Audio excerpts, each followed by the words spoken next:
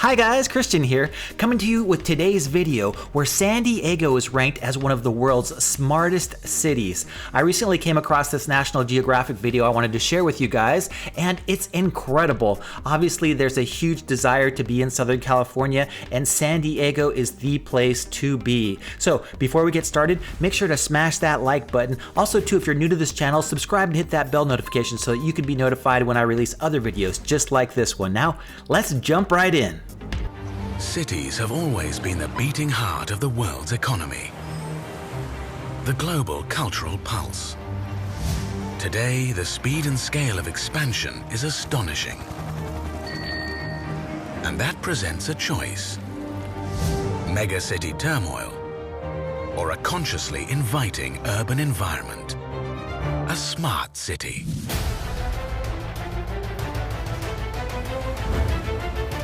San Diego is one of those cities poised to move in a smart direction. With an ocean that breathes life into its port and draws people to the city, it's a booming metropolis.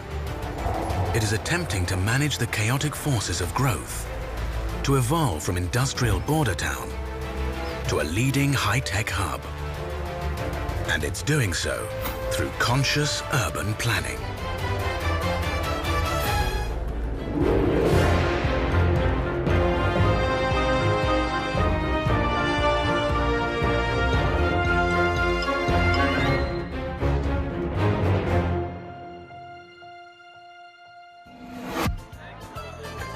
Today is the Little Italy Festival, an annual event that attracts more than 100,000 visitors for food, fun, and fiesta.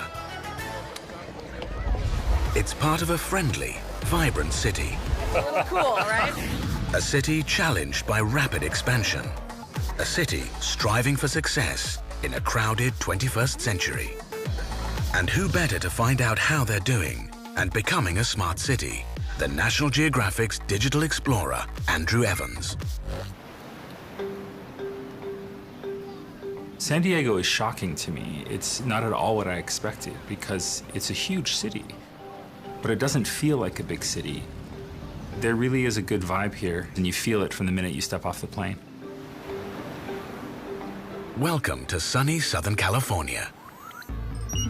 Bordered by the ocean, desert, mountains, and Mexico, it has miles of stunning beaches and a perfect natural harbor. The port has long been one of the city's major assets, and around 4 decades ago, city planners realized they needed to revitalize the commercial downtown to keep the city connected to its prized waterfront. Andrew heads to the harbor district to find out what's being done. The Gaslamp Quarter is one of San Diego's most historic neighborhoods. But not so long ago, it was also one of its scariest. In the 1950s and 1960s, you really didn't want to come here. The streets were dark, bad things were happening, but the city decided that they wanted to preserve the beautiful Victorian buildings here and save some of the great flavor that makes San Diego so different from anywhere else. And they succeeded. In the 1980s, with new policies, they breathed new life into this area, and today they're some of the most vibrant and exciting streets in the city. This reinvigoration is just one part of the concerted urban planning project by the community committed to creating a more livable downtown through new facilities, new jobs, and increased business. Andrew meets San Diegan designer Rob Quigley to discuss it further. When I moved here, there weren't people downtown. It was like a ghost town. There had not been a new residence built there since World War II. Now there's tens of thousands of residences there. It's been an incredible transformation. Most cities faced with rapid expansion respond with suburbanization. Not so for San Diego. An old dead inner city space is being rejuvenated, and one of the keys to this revival is somewhat surprising. In so many cities, bookshops are closing, and libraries lack the public support that they once had. But in San Diego, the opposite is happening. Not only did they build a new central library, but they put it downtown, an area that's been empty and forgotten for so long. So what does that say about the people of San Diego? Why would a library be so important for them? Well, the city felt like it was missing a cultural heart. The central library is the only building that satisfies that role, not the city hall, not the police station. It's really this building. And there is, I think, a longing for that. When lack of funding stalled the project, the community held gala events like this and raised a staggering $70 million. During the evening's festivities, Andrew catches up with the mayor, a man not surprised by such community spirit. When I think about the tremendous growth and revitalization that we've had in the city, particularly over the last 25 years, where we're standing right here didn't exist. That makes the city very special. But what's also great is there's a sense of we're not done yet. We're constantly innovating. We're constantly changing. And I think that attitude is really what separates San Diego from other cities. San Diego's, we're still looking ahead. A key indication of a smart city is an actively engaged community, and all the hard work is paying off. 3,000 people enter its doors every day, and 45,000 new library cards are now issued. We live in a digital age, but you've made a building for books. Well, this building has 400 computers. We hoped even to link our auditorium and meeting rooms with the University of California digitally, so there'll be a real-time ability to attend lectures in both locations. It's kind of a coming together of education and culture with high-tech overtones. But that's not to say that it doesn't need to function on the other level of community and people and camaraderie. The idea of community is not old-fashioned. It's timeless. The San Diego Library is still filled with books, but it's so much more. It's a digital space that's completely wired, and it's a smart space where citizens can come together and learn and share and invent. This is the blueprint for the libraries of the future. Unlike many cities under threat from rapid expansion, San Diego is actively nurturing its downtown. With the help of public funding, 3 spaces are bringing the community back to its urban center. Along the harbor is the ballpark of the San Diego Padres. Each game is capable of hosting almost 42,500 baseball fans. The convention center, venue for the world-famous Comic-Con, is a pop culture phenomena and draws people from all over the country. And right on the water, in the heart of the city, the international airport is connecting San Diego's downtown to the world, with non-stop flights to London and Tokyo. Facing the challenges of expansion, San Diego is making bold decisions. But it's all for naught if they don't make smart decisions about how people get around. So I'm driving an electric car through San Diego. It's a nice, smooth ride, very clean. And in fact, in San Diego, they have more than 10,000 electric cars in use, which is impressive. We have a real problem with using too much energy. And San Diego has addressed it by finding new and creative ways and innovations to have more sustainable and clean energy. With one of the highest adoption rates of electric vehicles in the world, and over 600 charging stations, in 2013 alone, San Diego saved 10,000 tons of greenhouse gas. Plugging an electric car into a 480-volt DC fast charger enables the driver to recharge the vehicle in 30 minutes or less. That's at least 4 times faster than the time it takes to charge using a regular US power outlet.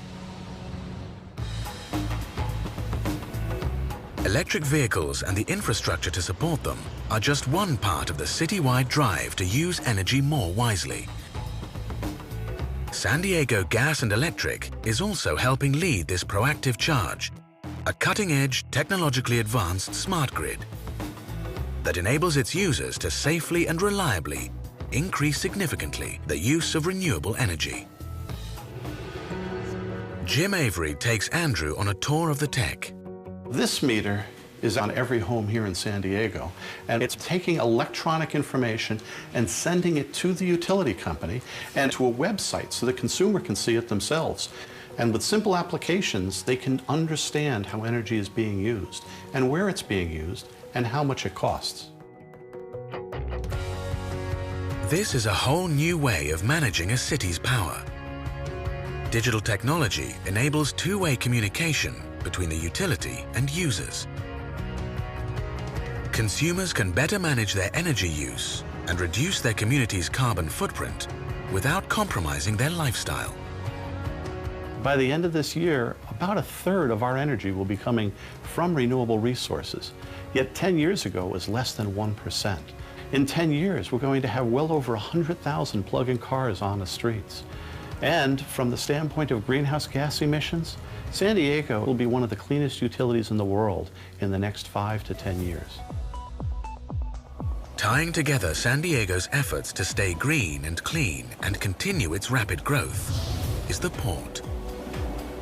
It operates an onshore power system connecting to the city's smart grid. While berthed, each vessel is plugged in, eliminating the need to run diesel engines, drastically reducing fuel emissions and effluent. And the benefits are clear to see. It's a recreational destination and a busy working harbor. The port is critical to San Diego's success. It really is what put San Diego on the map. It's what connected it to the rest of the world, and having the downtown right next to the port. That's very unique in a modern city. But I think more important is if you look at the history of the world, port cities all over the world have always been a step ahead of other people because they allow for that interchange of people and culture and ideas. And I think the port in San Diego is a symbol of that.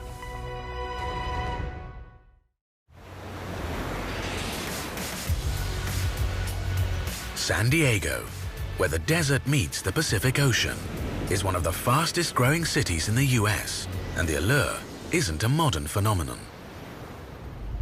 Long before Europeans trekked across the continent, San Diego was settled by sailors from Spain. And successive waves of immigrants continue that inexorable expansion. Today, technology plays a crucial role in urban transformation, and a critical success factor is the development of tech-savvy talent. With one of the highest concentrations of tech companies in the US, it's proving a magnet for new talent. Andrew wants to find out how and why. A good place to find specific answers is in one of the city's many academic institutions. Looking ahead, smart cities will have to find new sources for fuel, food, and medicine. And in San Diego, they're finding those solutions in their own backyard with an organism that's so common and you can find anywhere: algae. At the University of California, San Diego, Dr. Stephen Mayfield is spearheading biotech research that could change the world. The simplest way to think about algae is that it is a photosynthetic organism, so just like a plant, except it lives in water. This simple aquatic plant has limitless potential. From brand new cancer treatments to the production of food protein. Whoa, this is like a comic book lab. But the application getting the most traction is an eco-friendly biofuel. The first question that a lot of people say is, why are we going to use algae for biofuels? And the simplest answer for that is because we already do right now. So 100% of the petroleum that we drill and pull out of the ground is algae oil. It's not melted dinosaurs like people think. It's just ancient algae that has been kept underground for a couple 100 million years, and that became crude oil. So in many ways, it's not a new invention, what we're trying to do. The difference is that rather than having oil that's been sequestered underground, we're growing it in ponds in real time. We have identified species of algae that grow very rapidly. They produce the right oil, the right lipid content. We have a process that we can take that to scale. We harvest it, we extract the oil out of it, and we've sent that oil to refineries, and they have converted that oil into gasoline and diesel. You're telling me I can drive my car with pond scum? You can drive your car with pond scum. Once we make it into gasoline, it is identical. You cannot tell the difference when you go to a gas station and pump algae gasoline into your car versus crude oil. The reason it's less polluting is because the carbon that's in that was captured from the atmosphere the week before by photosynthesis. So it's low carbon fuel. Our corn crop this year is 100 million acres. If we took 40 million acres of that corn crop and turned that into algae at the same scale, we would produce 100% of our transportation fuels. That's amazing. Now, why did this get developed in San Diego? This got developed in San Diego for really interesting reasons. Reason number one was that Scripps Institution of Oceanography was built here 100 years ago. And you cannot study the oceans and not study algae. They are just the fundamental of the ocean ecosystem, right? So there was already a group of scientists here working on it. But then San Diego is a biotech hub. That means that we have the sort of the venture guys here, the financial resources to invest in it. You've got this huge biomedical community. So one of the things that we've done in algae biotech is we borrowed from those guys. So we borrowed all of their high throughput equipment. We simply borrowed it, bent it a little bit, and now we do algae biotech in this. A unique confluence of research and academic institutions, forward-thinking investment, and world-class talent is combining to make San Diego a world-leading tech hub. Instrumental to the genesis of this in 1960 was City Mayor Charles Dale. As a polio survivor, he made it a personal quest to build the Salk Institute of Biological Science in San Diego. And in a building designed by renowned architect Louis Kahn, Jonas Salk, developer of the polio vaccine, established a world-class research institute to explore questions about the basic principles of life, a heritage that continues today. Just like Silicon Valley gave us the personal computer, San Diego's biotech industry has done something completely revolutionary. Illumina, a life sciences and diagnostic tool manufacturer, has become one of the leaders in making sophisticated machines that sequence DNA. This is the HiSeq 2000. They've taken a highly complex scientific process, sequencing the human genome, and they've made it faster, more affordable, and more accessible. Oh, you just scan it? Yeah. Like at a grocery store. At the forefront of this biotech breakthrough is Dr. Rick Klausner. In the 1990s, it cost you $3 billion to map the human genome and took you 15 years? Mm-hmm. How long does it take now, and how much does it cost? Now it costs less than $1,000 and takes a little over 24 hours. This dramatic development could be one of the most significant achievements in modern personalized medicine. The human genome is the instruction manual that defines the biology of human beings. It is the knowledge door that allows us to bring science to human health. So what are the medical applications of having the human genome? The medical applications are going to touch every aspect of health and disease. We read the genome and you get information about the risks and the probabilities that individuals will have of getting certain diseases. That's one thing. Even more dramatic is the idea of people in their home will be able to actually sample their saliva and read, literally, do we have cancer? What type of cancer do we have? And that's where we're going to have the biggest impact on medicine. So why San Diego? There's a small number of places around the world that have been at the center of innovation. They all have a set of three characteristics. One, they have truly world-class academic research institutions. Two, they have world-class investors that are interested in entrepreneurship. And then the third thing, it actually has to be an attractive place to live. That's the secret sauce. It's a very informal place of openness, of feeling like it's a place that young scientists want to come and begin their careers. And San Diego is an incredibly attractive place to be for that. Attracting talent is only half the equation. Managing and maintaining that growth for the future is crucial. San Diego is also nurturing the next generation. So I wanted to show you some of the creations that these kids have made, and they're pretty ridiculously awesome. Qualcomm, the world leader in next-generation mobile and wireless technologies, has decided to nurture the future. In this lab, children from all over San Diego come to exercise their creativity. Utilizing all kinds of electronics, servos, resistors, circuit boards, and solar panels, It's a 21st century classroom for today's tech-savvy kids. This is what they've created in less than an hour. And they didn't know any circuitry or programming before. Giving Andrew the lowdown on what this initiative is trying to achieve is program head Navrina Singh. We are big believers in the fact that leaders don't create a set of new followers, they actually create more leaders. What we are providing here is a real vision, a real piece of future for our young kids who get to play around with technology, who get to interact with real-life role models who are engineers and scientists and technologists. Cool, right? Sheer brilliance. I love it. The reason we selected the 6th to 8th graders is this is a very impressionable age. This is a time that they're really forming their opinions about what they want to do in their lives. So what we are trying to do is really encourage the future generation of technologists and innovators. It's all about real-world applicability, and we are trying to just keep it very real here. What these kids are learning is how to be innovative. The things that they're doing are no different than all of the other amazing innovations I've witnessed in San Diego. They may be less practical, but I watch those kids and I know that in 10 or 15 or 20 years, they're going to be running our lives. It's over! This spirit of innovation permeates the city. None more so than with a locally produced aviation groundbreaker that is pushing the limits of unmanned aircraft. Now, when we hear unmanned aircraft, most of us think of the military. But in San Diego, that technology has some very smart applications that reach far beyond the base.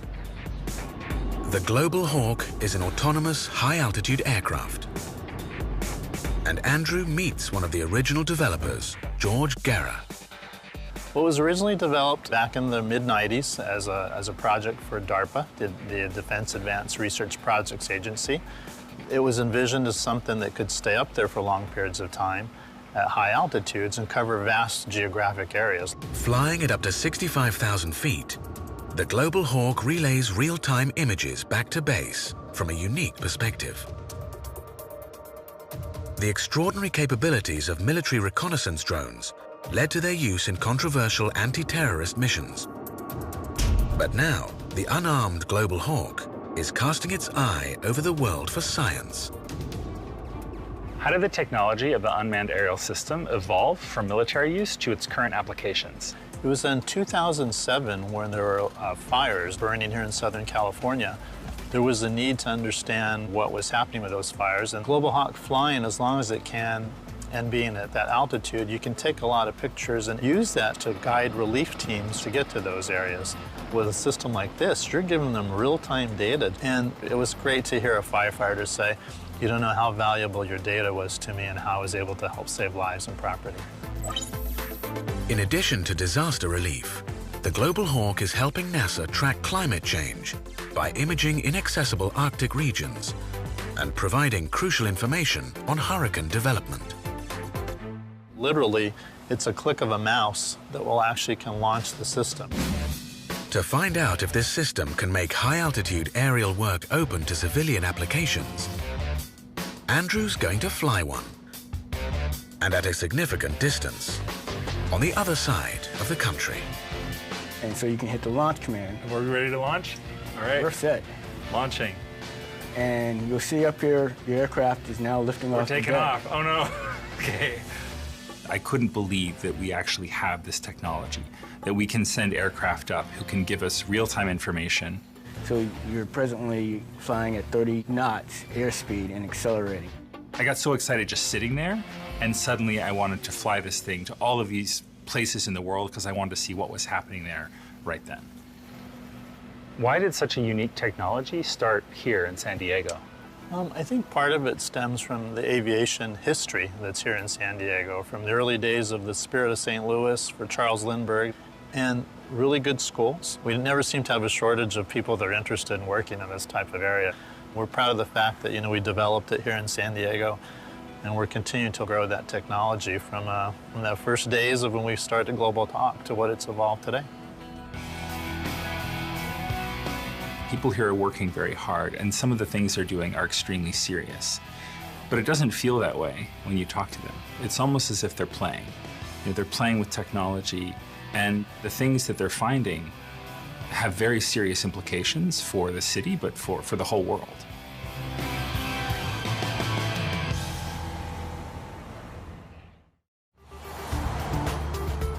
A fast-growing city is often a city of diversity. But how is San Diego managing the potentially damaging forces of assimilation? To explore this crucial aspect of a modern, tolerant metropolis, Andrew's going back to the beginning. Before the United States was a country, San Diego was a city, and it started here at this old mission, founded in 1769 by Franciscan monks who'd sailed up from Mexico. They named this spot San Diego de Alcalá, after the Spanish saint. And today in the city, you can still feel that old Spanish flavor. A Spanish heritage seen in many of the buildings of Balboa Park. Designed by architect Bertram Goodhue for the 1915 International Exposition to celebrate the completion of the Panama Canal, the intent was to capture the romantic glamour of Seville and Toledo in Spain. In addition to the colonial revival buildings, the 1,200-acre park was extensively landscaped for the expo, leaving a lasting legacy in the city. But maintaining older monuments won't by itself solve modern diversity problems. To discover how San Diego does it now, Andrew heads back downtown to Barrio Logan. At the foot of the Coronado Bridge is the colorful Chicano Park, a public space created by residents. As San Diego grew, this neighborhood was slated to be destroyed. The vision of urban developers was basically to build a bridge here and turn this into a gray, dead space. But the original inhabitants of this neighborhood, the Mexican Americans, came together and they said no. Forming a human chain around the bulldozers, construction work had to stop. They wanted to keep their mark on this place, so they added these murals of their heroes. What's most remarkable is that today, the most prominent bridge in San Diego represents a bridge to the city's most prominent culture. Across the US, immigrant populations are being dissolved into the American cultural melting pot. But here in San Diego, communities proud of their heritage are maintaining their diversity. There's urban renewal, and because of our concerns with energy and living space, it just makes sense for people to move back into the city centers. But it doesn't happen automatically. You have to make very specific decisions. And what I admire in San Diego is that they really want to keep the original flavor of the neighborhoods. So for Barrio Logan, they really want to treasure the old Mexican past and what that means. Barrio Logan is one of the oldest and most culturally rich urban neighborhoods in San Diego. It seems to be working. San Diego is one of the most ethnically diverse cities in the US, with over 100 different languages spoken. I feel like San Diego reflects a tradition that you see in port cities all over the world, which is that people from so many different countries and cultures collide. You have the Mexicans, the Vietnamese, and Filipinos, and Chinese all coming together. It's this beautiful eruption of new things. And that really is a force for innovation. An upside to the cultural mosaic, where communities are encouraged to preserve their heritage, is the food. What a glorious day. Welcome, Andrew. Thank you. This is beautiful. Today, Andrew is tagging along with local luminary, Chef Su Mei Yu. See, in the middle of nowhere, we're surrounded by mountains and arid area and oak trees. Su Mei is shopping for produce for her restaurant in one of the 6,000 small farms that surround the city. This place is called El Campito, which is a little camp owned by a friend of mine named Felipe Ariza. Hola, Felipe. Hola. How are you, Felipe? This is my friend Andrew. This is Felipe Ariza. Hi, hello. Nice to meet you. Very nice to meet you. So how do you support a 10-acre farm nowadays? Well, what we do is we go directly to chefs. Chefs nowadays are much more interested in getting high-quality produce. So this is kale. Toscano kale. It's an heirloom variety from Italy.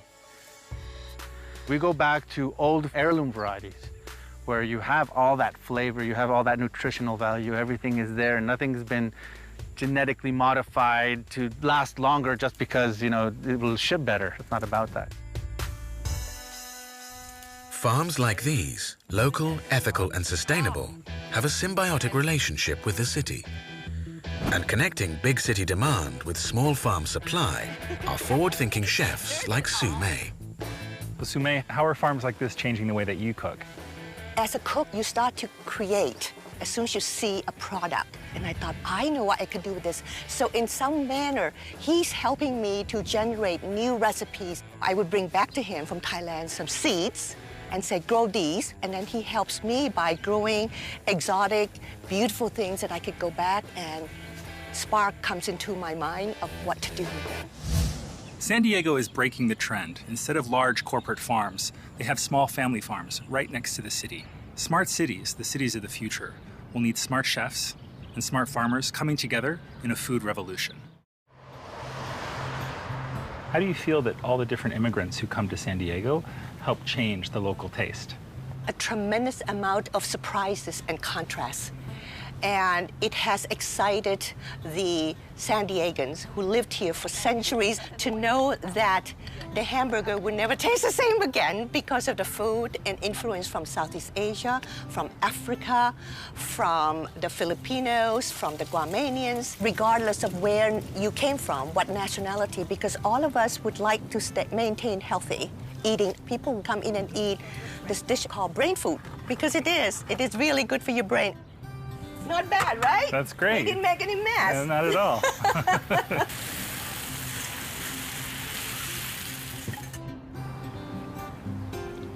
That is remarkable. I think you like it. Thank you. Sue May's cooking reflects very ancient cultures. She's Chinese. She brings millennia of recipes and traditions to the US, and then she sources it all from a Mexican organic farmer. Cultures collide, and suddenly they're thrown together, and they're trading things, even if it's just a recipe or an idea or a way of doing things. So that's why it's so San Diego, and it's so much fun. Another local speciality that combines such conscious consumption with a cutting-edge biotech industry is beer. There's a population here that values quality brew, and there are scientists dedicated to improving on the world's oldest drink. It's that spirit of appreciation in the bar and the laboratory that makes San Diego Grand Central for craft beer. One of those dedicated San Diegans at the forefront of the craft brewing industry is Neva Parker. As head of laboratory operations, she specializes in developing yeast, a key biological ingredient in the brewing process. So how many different kinds of yeast are there? There are countless strains all over the world, but here we have a collection of over 500. And these are yeasts that are found in nature? They are found in nature. We collect these yeast strains from all over the place. Each one does something a little bit different, and that's what craft brewers are really looking for. This is fruity. Kind of separating their beers and using the strains to make really unique flavors. Besides just their base recipe, you know, your malt, water, and hops, yeast adds another complexity to those beers. So it's a science, but that becomes an art. Exactly. In addition to producing yeast, Neva and her team can analyze the final product. So what does this machine actually do? So what this guy is gonna do is it's gonna measure all of the flavor compounds. It'll tell us how much of that flavor compound is in the beer. So it's like a personal horoscope for beer. Exactly. It is a horoscope. So just push the start button there.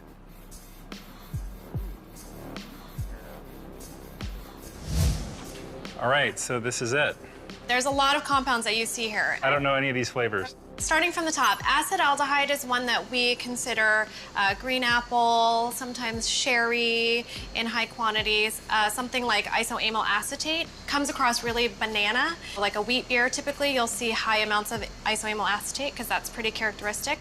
Every flavor is really just a chemical compound. Exactly, it is a chemical compound, and those are all produced from the yeast fermentation. And what makes this state-of-the-art biotech so much fun is the end result. So this is the final product. That's right. There are nearly 100 craft breweries in San Diego, and that makes perfect sense to me that they would be the ones to develop a new technology for a space-age yeast that's able to improve the taste of craft beer. Oh, that's nice, really bright, citrusy. Yep. Because they've applied the same innovative spirit that they have for technology to beer. That's San Diego. In the near future, most of the world's population will live in cities. The luckiest people will live in small, planned and smart cities like San Diego. But all the urban planning in the world would come to nothing if the city had blown its greatest asset, the ocean. Safeguarding the health of the ocean life and its resources is key. Without it, even the smartest city will falter. It is a tough task. It's made doubly difficult for San Diego due to an explosion in its population. But with big picture planning and preservation projects, they are making a difference. At SeaWorld San Diego, the city's major theme park, they're protecting ocean life with research that has led to medical advances in the care of marine animals. Dr. Schmidt. Hi. Hi. Andrew, how are you? Andrew's guide for a look behind the scenes is Dr. Todd Schmidt. Well, I did not expect to be wearing a coat in San Diego. I know. It's unexpected. It's cold. It's cold, all right. First stop, a penguin encounter. I love penguins, and I've been very fortunate in my travels to see every species of penguin in the wild. To come to San Diego, the place with the best climate in America, and to find 400 penguins, all happy, running around a room, was fantastic. I loved it. And if the breeding program is anything to go by, the penguins love being here. Do you think these penguins know they're actually in California? They probably don't because they're on the austral light cycle, so we're replicating Antarctica. They haven't had any light cycle change, so it helps them with their hormonal patterns, and then with their breeding cycle will encourage that success with breeding. SeaWorld says that since 1980, more penguins have hatched here than any other exhibit in the world. But that's not the team's most striking success. They're rescuing ill, orphaned and injured animals and helping them with groundbreaking regenerative medicine. So how do you think this stem cell research you're doing will help out in the future? I'd rather use the penguin's own cells to treat them than use drugs or pharmaceuticals. So if we can actually afford a better quality of life by using a stem cell to treat a degenerative condition, then I think that penguin will be better off as it lives longer. This is the first, no one's done this before in an exotic species, so we're going to be kind of the first ones to test this out. Little does he know, but this Gen 2 penguin will be the first ever penguin recipient of this procedure. Our keepers have watched this animal's behavior, so we know that it does have a visible lameness with its left leg. We can also see on this radiograph there is extra bone proliferation on the outside of this knee joint. And this is the knee joint here that we're going to be treating today. These are penguins that have lived well beyond their natural life expectancy. And not only have they lived long, but they're able to give them quality of life. That's something that is really science fiction for humans. As they come to consciousness, they often start flapping their wings, so that's what you may see. We can't grow new cartilage in a human knee, but we can do that with a penguin now. All right, there you go. He's free. Oh, a little woozy still. I can't believe how quick it is. You know, we just brought her in, we did it, and she's up and running again. That's outstanding. To see such cutting-edge science applied to animals is so hopeful for me because it gives me a vision of what the future will be like. Smart cities won't just be about the people who live there, but smart cities will also take care of wildlife. They'll be cities of conservation. Another example of such environmental policies lies offshore. Hello. Welcome, Andrew. To attempt to catch a glimpse of a once rare marine mammal, Andrew's hitched a ride on a famous vessel. His guide for the day, Captain Troy Sears. I'm so excited. I've never been sailing before. It's a fantastic way to be introduced to the sport and the passion that I've had my whole life for sailing. So tell me a bit about the history of this ship. Well, this is the only replica of the original schooner that the America's Cup is named after. So the original boat was built in 1851 to showcase American naval architecture at the first World's Fair. And this boat was built in 1995. They're huge. These are huge sails. Yeah, we're carrying about 6,000 square feet of sail area. That's bigger than my apartment. The geography of the bay is just incredible. It's like the most natural harbor you could ever see. The port is important for commercial cargo, but it's also the largest naval base on the US West Coast. We very much have a working waterfront here, and that is very important to our economy, actually. Not just the U.S. Navy, but all the jobs that support the U.S. Navy. There's not many locations left in the United States where ships are actually being constructed, and San Diego is one of those locations. But with smart decisions like the onshore power system and strict regulation, this hub of industrial marine activity is also home to the California blue whale. Once on the edge of extinction, these beautiful mammals are making a comeback. And in addition to attracting marine life, San Diego is a magnet for the world's best competitive sailors. Skipper for hire Australian Jimmy Spithill is a two-time winner of the prestigious America's Cup. What was it about San Diego that made you love it so much? I've lived in a lot of big, fantastic cities, but I've always found it hard to get a vibrant city where you can also feel quite relaxed. And that's what I find with San Diego. Out of all the cities in America, it's got that vibrant feel and a lot of pace and energy, yet it's still, it's not overwhelming. The lifestyle is very relaxed. To understand the key to that relaxed lifestyle, Andrew heads for the city's communal heart, the beach. And with 70 miles of breaks, this is a city that, among many other sports, loves to surf. For some, it's also an opportunity to give back to the community. Surfing Hall of Famer and San Diego native Rob Machado is inviting Andrew to join a group of kids with disabilities at a surf clinic.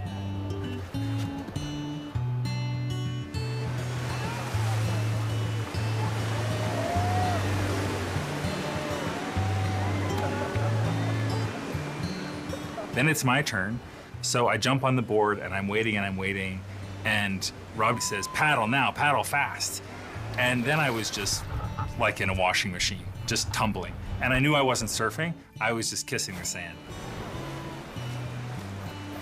You know, it's actually really moving to watch these kids surf because they don't give up. They just go at it again and again and again. And they're not thinking I'm limited or I can't do this. They're just like, I'm gonna do it till I do it. It's an enriching experience for everyone, students and teacher. That was so inspiring to be down on the beach today and to be able to help out. Beautiful day. I saw a kid stand up on a surfboard with one leg, and I honestly don't think I could do that if I tried. And he might have been maybe 10 years old, but I think my jaw was in the water. I was like, oh my gosh, so cool, so inspiring. I've seen all age groups, I've seen kids, I've seen grandparents. It seems that everybody surfs here. Surfing to me in San Diego is kind of synonymous, right? There's just a lot of good vibes around the beach. You take advantage of the outdoors when you live in San Diego. And it's very prevalent when you drive around on any given day, people running, biking, surfing, you know, skateboarding, it's all happening. To be able to start your day like that, or to have that as part of your life, like that is such a healthy balance. Not to get too metaphysical about it, but the fact that everyone here goes to the beach so often, they all go into the water, and it's this commonality, this baptism by water. So many of the people I've spoken with, be they a microbiologist or a chef, a lawyer, a school teacher, they all have fun. And a city that has fun together, no matter what creed or color or background, that's wonderful. And that is San Diego, the perfect storm. A city educating the talented innovators of the future. A hub for cutting-edge inventors. A city where talent, innovation, and technology live together with outdoor sports and relaxed lifestyle. A city where its inhabitants work together to create a new breed of city. The 21st century city. I feel like San Diego redefines what smart means. In San Diego, a smart city is a city that works for everybody. It's a city that isn't daunted by the challenges of the future. They keep experimenting and keep trying until they find something that works. That's a smart city.